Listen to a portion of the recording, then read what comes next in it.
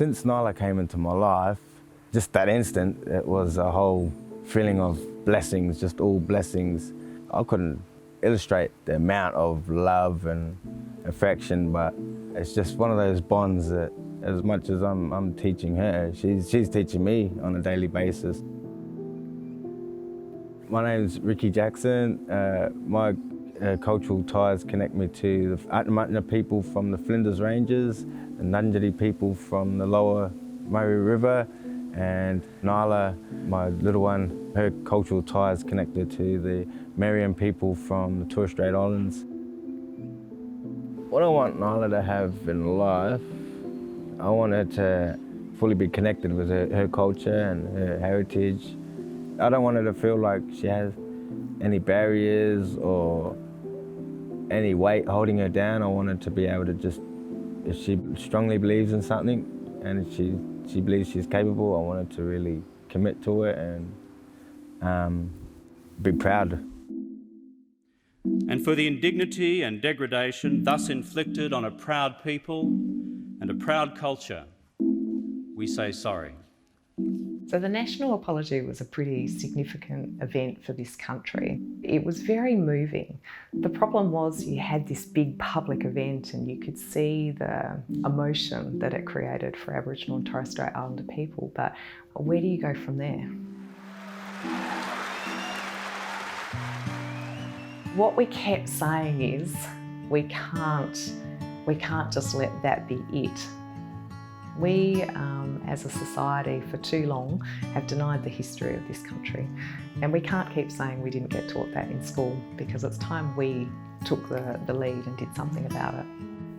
Our grandchildren, our parents, our grandparents, they are still living and affected by those past policies. Reconciliation is really about resolving issues stemming from the past. You know, it was a little bit frustrating to know you wanted to do more, but to not know how or where to start. We didn't have links with elders or the community, so it was really hard to kind of know what to do. And that's when we started to say, well, maybe there's things out there that could help us make a start. And that's what we found in the original Reconciliation Action Plan. When I was looking for a kindy for my daughter to be enrolled in, it was scary for the fact that you're leaving little ones with a stranger. But then I just thought, I would just try Gowrie, because that's where I used to go. And then as soon as we arrived, everything was just right. So Gowrie SA has been around for 80 years. We provide long daycare programs, preschool programs and adult learning, but it's bigger than that. It's helping children to settle into a community, to learn about their social relationships and thrive when they go on to their next educational setting. So reconciliation at Gowrie involves staff learning and a plan for staff learning. It involves employment of Aboriginal and Torres Strait Islander people. It involves working with Aboriginal people who are elders or key people in their sectors. But also we would like children like Nyla to be able to grow up in a community where one culture is not more important than another, but that we work together for our society. On our first visit with Nyla, we witnessed the children thanking and acknowledging the Kaurna people for sharing this land. To know that Nyla's culturally safe, yeah, that was a touching moment. The work we do on reconciliation with young children isn't a standalone subject. It's embedded through the curriculum. We cover lots of concepts based around science and technology, a strong focus on literacy and numeracy, but we do it in a holistic way, into ways that they can explore through play. A couple of months ago we just made clay dice, and understanding that Aboriginal people had games as well. Ghana had a lot of games. It's not like there's different education around using Play-Doh and blocks to using clay and sticks and stones to construct things. It was natural to them, nothing unusual about it. The way that children learn best is in a natural environment. Kaurna language is a really important part of that. We've got a song we sing at the end of meeting times that encourages children to put their shoes on, and instead of using the word shoes, we say deadly boogeties, and that, you know, makes it fun. To give children a cultural lens that allows them to see things differently, to understand it, they'll have that for the rest of their lives.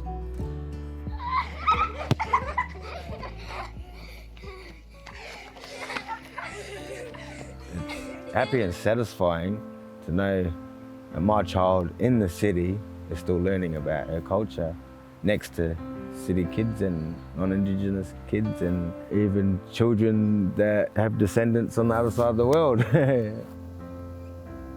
I look forward to picking up Nyla and just learning on her adventure on that day. Yeah, it's just the best. Gowrie's got a very, very strong curriculum and people can learn from that. You don't have to create your own new chapter. You just need to look around and see what is working really well already and has been working for the last 10 years.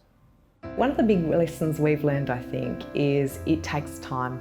Any change, I think, in an organisation is difficult. I mean, change in human beings is difficult. Some people embrace it, some people don't. But it's also a process that's so important for our future generations. And it's the right thing to do. It's kind of like a dance that we do with another culture. We are going to tread on people's toes in the process, but that doesn't mean the dance has to stop. We're always going to be dancing together and making mistakes, but keep the journey going. The most important thing to remember is that there's no one way to start. You just start and go from there. Back in the 80s, late 80s, I used to come Gowrie myself to know this is where it started and to come back memory lane and feel the love and then see all the love and just this is a good place. And I love it, yeah.